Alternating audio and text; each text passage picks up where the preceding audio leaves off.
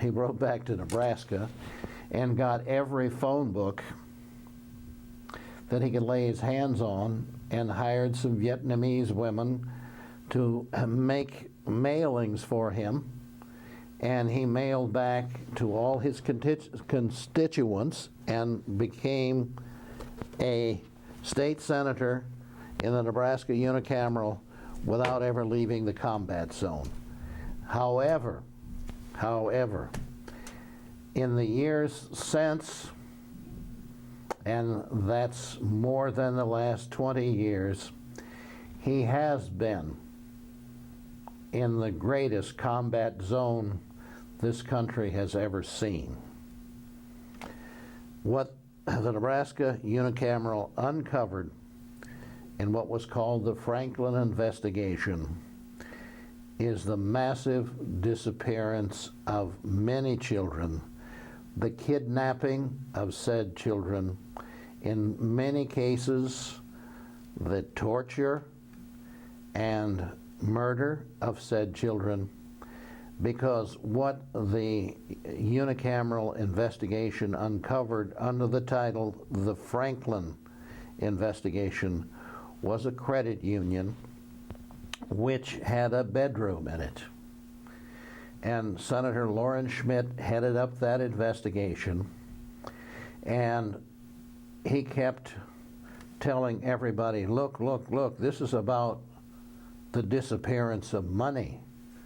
The disappearance of money was $40 million disappeared from the Franklin Credit Union, headed up by Larry Lawrence King, a black high-ranking member of the Republican Party who had actually sung the national anthem at the 1984 and 1988 Republican Party conventions.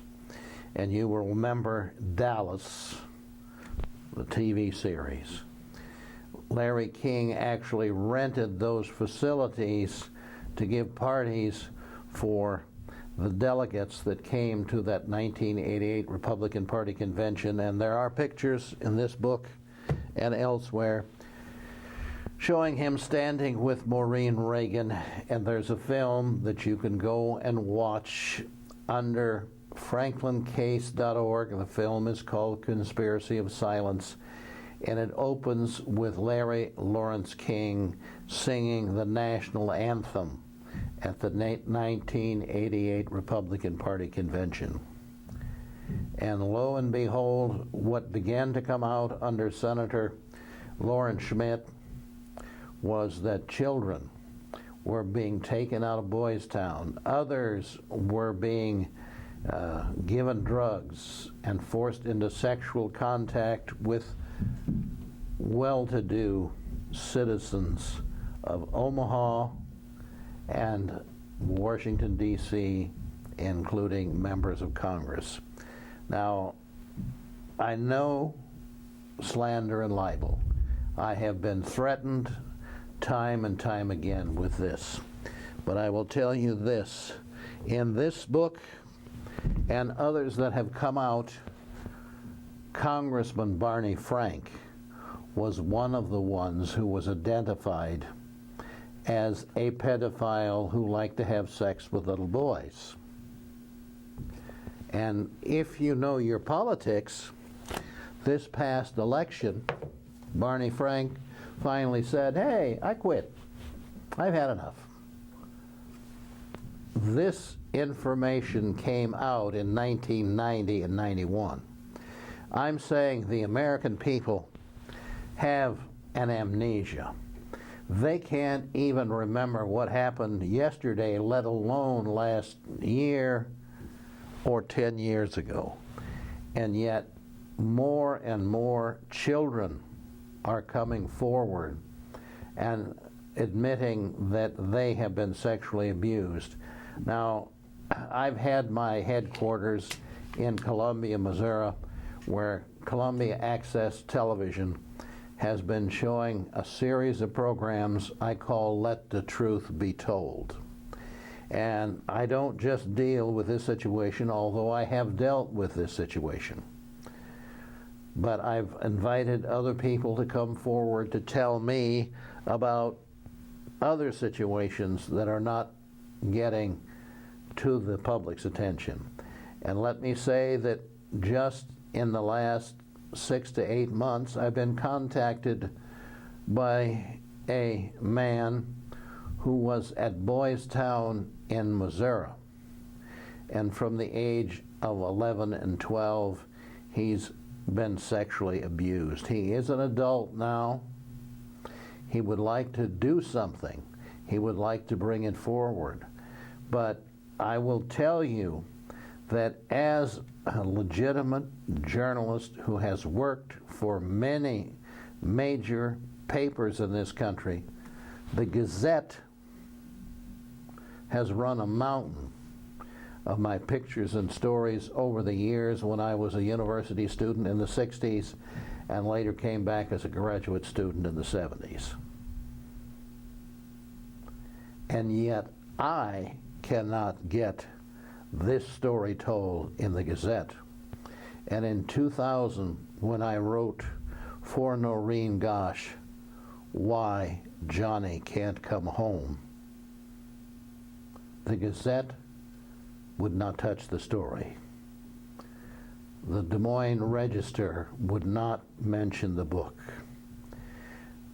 WHO Talk Radio Des Moines, Jan Michelson, which many of you may have listened to on a regular basis every day, had me telling the Nebraska story, what John DeCamp has told in the book, The Franklin Cover-Up, on WHO Talk Radio Des Moines on July 17th of 1991. And because Jan immediately screamed, "Oh, you sound like some kind of nutcase," I said, how about if I give you the former head of the Los Angeles Bureau of the FBI, Ted Gunderson? How about one of the foremost psychiatrists in the country, Dr. Judy Ann Densengerber, dealing with the satanic, the occult, and the sexual abuse of children? How about a Kansas City homicide detective, Ely Orr, who in the last 5 years of 25 years on Kansas City, Kansas homicide handled nothing but satanic homicides. And here we are with the FBI and Ken Lanning at Quantico claiming again and again there is no record of satanic homicides in the United States. And yet Lee Orr couldn't handle all the ones in Kansas City, Kansas, let alone Missouri. And I do know that he got laws passed in both Missouri and Kansas that the Satanists were not allowed to drink human blood. And I'm saying again, the book, The Franklin Cover-Up, the stories that Paul Bonacci told. And here we have a young man who was 4 and 5 years old when a Catholic priest blessed him by licking him all over while he was naked. He ends up helping to kidnap Johnny Gosh in September of 1982. He said, I had to put the chloroform on Johnny, and then when they got to Sioux City, he had to sexually abuse him and then give him the word. If he wanted to stay alive, he had to do what he was ordered to do. Otherwise, he would just join many other disappeared children that are never to be seen again. Now, this brings me to this, because what we have is an insane system in this country. I got this thing done up, and I hope the camera can show it. It says, librarians, listen. What I want you to do is verify what I already know, and that includes the story of J.C. Dugard, who was kidnapped and spent almost 20 years in a man's backyard, had 2 children by him. And this story on Good Morning America says, basically, how can you help? Others across the U.S. are waiting their turn. Every year, nearly 800,000 children are reported missing, or around 2,000 each day. And this according to the National Center for Missing and Exploited Children. And when I attempted to gain the assistance of librarians at the Iowa City Public Library, now keep in mind that they have at least 14 or 15 of my books. And I have made it quite clear that I can't, at this point, publish this information, and wouldn't until I get a series of verifiers. What this asks is it gives them a whole bunch of references, places that they can check. Me on YouTube, Ted Gunderson, the former head of the Los Angeles Bureau of the FBI. I'm the one that got him into the Nebraska investigation, because everyone, including the legislature, was gun-shy about the FBI, because one of the main pedophiles was Chief of Police Waterman of the Omaha Police. And the FBI agent basically said, he's a friend of mine. Told DeCamp, who went with Lauren Schmidt, by then DeCamp was a lobbyist, no longer in the legislature, but his longtime friend Lauren Schmidt was still there running the Franklin investigation. And what happened was the FBI said, you better go back and shut that investigation down if you know what's good for you and your family. Now, DeCamp, in a recent interview that I did with him, told me the story that he hadn't told before. After the FBI thing, he got together a full newspaper ad for the Omaha World Herald and the Lincoln Journal-Star, paid for it out of his own pocket, and after that, the man who had been the mover and the shaker in the Nebraska legislature became the biggest shithead that had ever been in the legislature. Every attempt to take this man down and to denounce this story was done. And you can watch the whole thing if you have access to a computer. You can go franklincase.org, and on that, call up Conspiracy of Silence. Now, that was filmed during 92 and 93, and it features not only John DeCamp, but Paul Bonacci, the one who helped to kidnap Johnny Gosch, who put the chloroform on Johnny Gosch, who told Johnny Gosch which way was up if he wanted to survive. And we know that Johnny Gosch was picked up by Michael Aquino, Captain and then Colonel Michael Aquino of the U.S. military. And Michael Aquino was responsible for the organization of the Church of Set, a satanic church within the military. And most of us don't realize now that Protestant, Catholic, Jew, Satanist, and pagan are all part of the things that are on the dog tags today.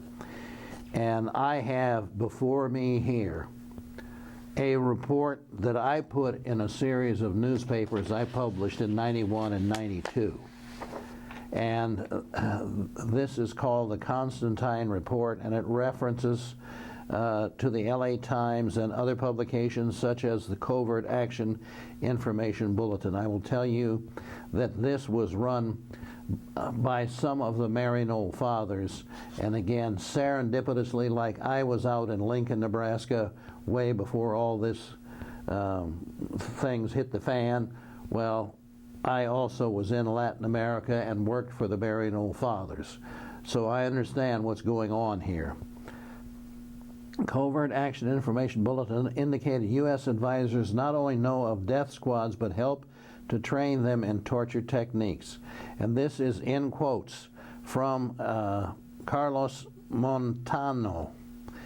The latest revelations are but a mirror image of those dispatched by Roy Bonner of the New York Times. A quote from Covert Action article entitled "Salvadorian Deserter Discloses Green Beret Torture Role." He says that at one of the training sessions, a Green Beret officer dragged in a 15-year-old boy. They took out their knives and stuck them under the fingers and nails. Then they broke his elbows. After they gouged out his eyes, they then took their bayonets and made all sorts of slices in his skin and all around his arms, chest, and legs. When they took his hair off and the skin of his scalp, we then saw there was nothing left to do with him. They threw gasoline on him and burned him. The next day, they started the same thing with a 13-year-old girl. Michael Aquino, a young military officer, joined the Church of Satan in California.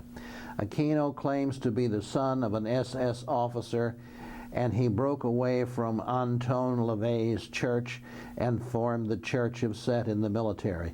He was, by the way, it says here, in charge of mind war experiments, and he also was highly prized by President Ronald Reagan, who asked him to come to a ball dressed in his satanic paraphernalia. This stuff goes to the highest level of our government and involves many of the presidents of the United States over the last 25 and 30 years. Nobody comes out entirely clean. And this is why we seem to have this idea that today, if you're an important enough figure, you can commit a crime and not be punished. In fact, the film Conspiracy of Silence features Lawrence Schmidt, a rather tearful Lawrence Schmidt, and he was then, I'm guessing, in his mid-70s, saying it seems as if the perpetrators were treated as heroes and the children were made the villains. And I want to speak especially for Alicia Owens. There were three in the end, and I again talked to Ted Gunderson, former head of the Los Angeles Bureau of the FBI, and there were many children that were initially going to speak about the sexual abuse. But by the time the FBI in Omaha got through with them, there were three left that were going to speak. Paul Bonacci, Alicia Owens, and Troy Bonner. But the FBI got to Troy Bonner and told him, if he got up there and said this was actually going on, you can be sure that he was going to go to jail, that they'd get him on something, and he was going to spend a long time in prison. So he recanted his testimony. And despite the fact that Alicia Owens could pass a lie detector test, she was convicted on 9 counts of perjury and given a 15 to 25 year sentence in a women's prison in Nebraska. Larry Lawrence King, the black head of the Franklin Credit Union, who in the book by John DeCamp, The Franklin Cover-Up, is said to stand around and watch while there were satanic tortures and murders taking place. He's convicted of embezzling about $40 million. And he's given a 10 to 15-year sentence at the country club in Leavenworth. I happen to be a Leavenworth-born boy, and what I know is the country club is a pleasant experience. You get your own apartment, you can have your food catered in, you can have visitors, you can walk around 5, 6, 7, I don't know, I've been by there, maybe 10 acres. But hey, Larry Lawrence King wasn't satisfied. It was too hot in Leavenworth during the summertime. So when he wanted to go for a stroll, he didn't like it. So he made a few phone calls. How do I know? His dentist talked to me. I have said that throughout my life, I seem to be right there when something's about to happen. And the dentist said he made 3 phone calls. And within 3 days, he was transferred to Colorado. Now, what I want you to understand is there is Alicia Owens, accused of perjury, sentenced to 15 to 25 years in a women's prison, locked all up. There's Larry Lawrence King, singer of the national anthem at the Republican Party convention, in his nice apartment in Colorado, serving almost an identical sentence for $40 million of embezzled money as Alicia Owens serves for a phony charge of perjury. 10 years and some months. And I completed Why Johnny Can't Come Home just about the time she was released, and she is written up in the book. And one of the things I wanted to know is get a response from her, but I found out very quickly I could no longer reach her mother. Finally, I did reach one of her friends, and this is what the lady said. She was told if she opened her mouth one more time about sexual abuse and who caused it, etc., she was going back and serve the rest of her sentence. Now, this is part of hundreds of children in the Iowa and Nebraska area, and it goes right into Des Moines, and I'm sure right into Iowa City. As I began to issue newspapers, such as this one here in February of 1992, and thank heaven for special collections at the University of Iowa. I lost everything in a fire in 2003, and I went there a week ago, and every newspaper, every broadside, and everything I'd put out since 1982 was there. Some of the stuff I didn't remember. Now, you know, of course, the Nazis dominate here. And as I put these out, I had a reaction from WHO Talk Radio Des Moines. I didn't exist any longer. Now, keep in mind, I'm the author of Portrait of Iowa, Children of Iowa, Unknown Iowa, Meskwaki and Proud of It, The Amish Pioneer Heritage, and I can go on and on and on. But as far as everybody was concerned, my 7th printer, who declared himself my publisher, and that's David Sutherland, father and son. And right now, I just visited Zephyr Copies at 124 East Washington. And those 2 windows there and the basement downstairs was Iowa Heritage Gallery and Iowa Heritage Publishing in May of 1982. They offered to meet and match any bid I got from any book printer in the country, and as the publisher of Iowa Heritage Books, this was a good offer. I borrowed money all the time to put up front for a book, and then recorded and sold enough to pay the bank back. And here, for the first time, I didn't have to do that. And what happened was the first book was so successful, they were in a very much of a hurry for a second book. The second book I bought from Wallace Homestead, my second publisher, and did Amish Across America. They mistakenly put their address on the back of that book, and I had another one in the works called The Magnificent Mississippi, using old photos, my photos, and Jim Arpey's stories from the Quad City Times. Now, Arpey was later to go on under oath and testify. He didn't even know the name of my publishing company, even though he helped me promote the first edition of that book. And he received all the remaining copies of The Magnificent Mississippi under the Sutherland Publishing Company imprint. And as I said, all this occurred before we got to what's happening to children in this country. And what I found out is CIA connection. That's what I found out with the Sutherlands. In 1987, when I was about to go into a trial there and charge them with misappropriating my business name and my publishing, I was given this quote. 3/4 of this town, Montezuma, Iowa, 3/4 of this town know those people are in the drug business. The last man that tried to get him was a deputy sheriff, and he ended up sleeping with a .357 Magnum on his belly.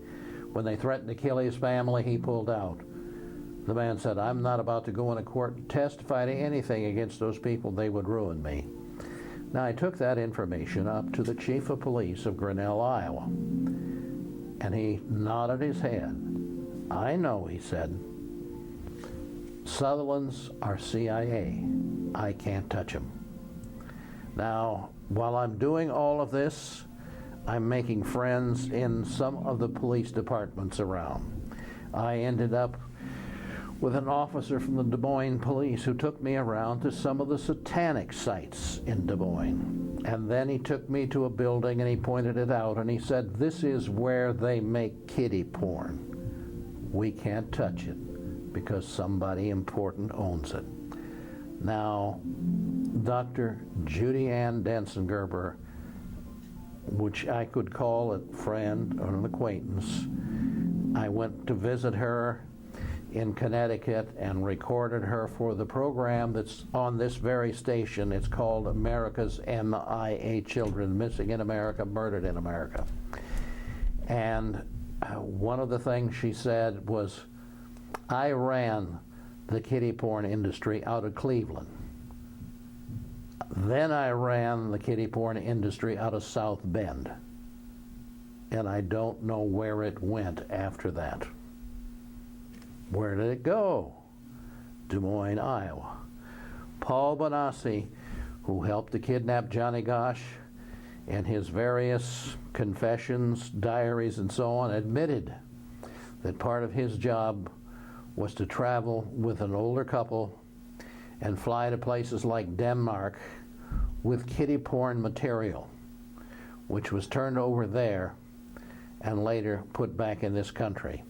And it turns out, according to Gunderson, that there were some Disney films, and it had kiddie porn on the end of them, and what they were supposed to be is in specially marked boxes.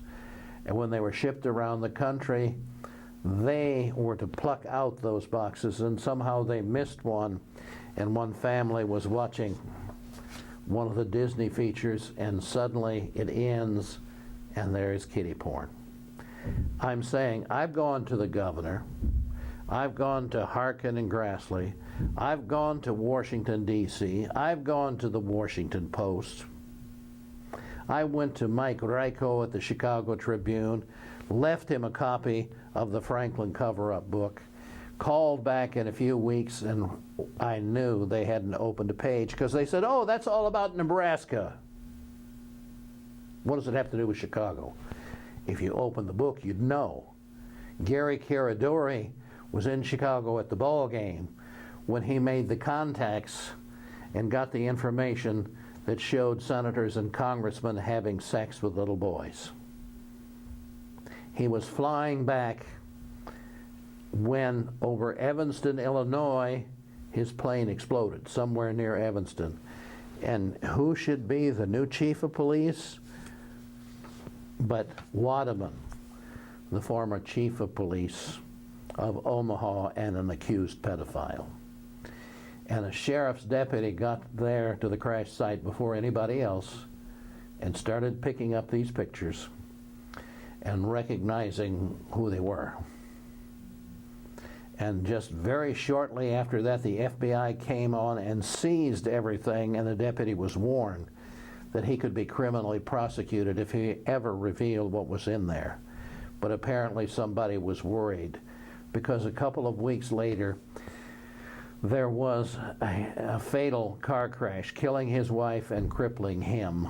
And Ted Gunderson, again former head of the Los Angeles Bureau of the FBI, investigated and said it was a satanic hit. We had a Carol Sorensen who went on public access television just like this and presented the stories of the children, the foster children she was taking care of around the Omaha area. Again, Gunderson termed it a satanic hit because after she made the second program, she was killed on the way home. I'm saying, hey, I don't know why I'm still alive. I'm saying, despite all that I've done, the University of Iowa is locked into the pedophile business. You can't touch them. There's no free speech. My expression and experience with the public library here, after they have 14 or 15 of my books, I can't go in there and hand it to library personnel and say, for God's sake, go and look this stuff up, go to these websites. And I've said, Ted Gunderson, you go to Ted Gunderson's Wikipedia, and from the Wikipedia, when you get 3/4 of the way down, they say random collection. If you click on that, it's a deathbed deposition made on April 30th of 2011, just before Ted was to go into a cancer operation. And it does say the CIA and the military were working on the kidnapping of kids and the selling of kids in the slave situation in this country. And I'm saying, my God, I've got 50 years of experience. I've got all of this stuff that is documented, affidavits, signed, not in blood, but signed, that say all this is going on. It's up to you to get off your ass and go look some of this stuff up on the internet. I'm not saying it's all on the internet. I have a whole collection of books by ex-members of the CIA, the DEA, and so on, in which they point out the CIA and the DEA are the drug traffickers. I have Senator DeCamp's book and my own Why Johnny Can't Come Home, in which I say, hey, they're also marketing kids. And we are talking about more children disappearing off the streets of this country from the time of Johnny Gosch, September of 1982 to the present. More than 3 million, more than all the American soldiers who've died in all the wars from the Revolutionary War to the present.